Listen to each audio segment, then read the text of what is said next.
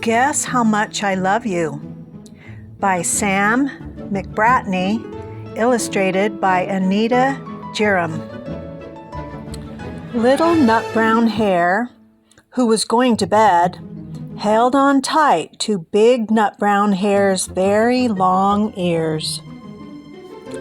He wanted to be sure that Big Nutbrown Hare was listening.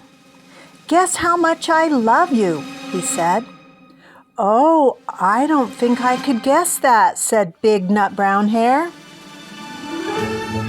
"This much," said Little Nutbrown Hare, stretching out his arms as wide as they could go. But Big Nutbrown Hare had even longer arms. "But I love you this much," he said. That is a lot," thought Little Nutbrown Hare. "I love you as high as I can reach," said Little Nutbrown Hare. "I love you as high as I can reach," said Big Nutbrown Hare. "That is very high," thought Little Nutbrown Hare. "I wish I had arms like that." Then Little Nutbrown Hare had a good idea. He tumbled upside down and reached up the tree trunk with his feet. "I love you all the way up to my toes," he said.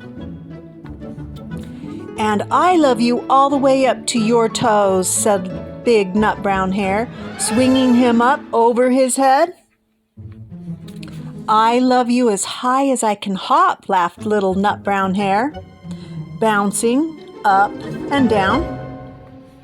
"But I love you as high as I can hop," smiled Big Nutbrown Hare, and he hopped so high that his ears touched the branches above.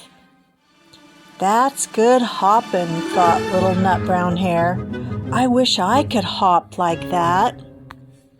"I love you all the way down the lane as far as the river," cried Little Nutbrown Hare. "I love you across the river and over the hills," said Big Nutbrown Hare. "That's very far," thought Little Nutbrown Hare. He was almost too sleepy to think anymore. Then he looked beyond the thorn bushes, out into the big dark night. Nothing could be further than the sky. "I love you right up to the moon," he said, and closed his eyes. "Oh, that's far," said Big Nutbrown Hare. "That is very, very far." Big Nutbrown Hare settled Little Nutbrown Hare into his bed of leaves. He leaned over and kissed him good night.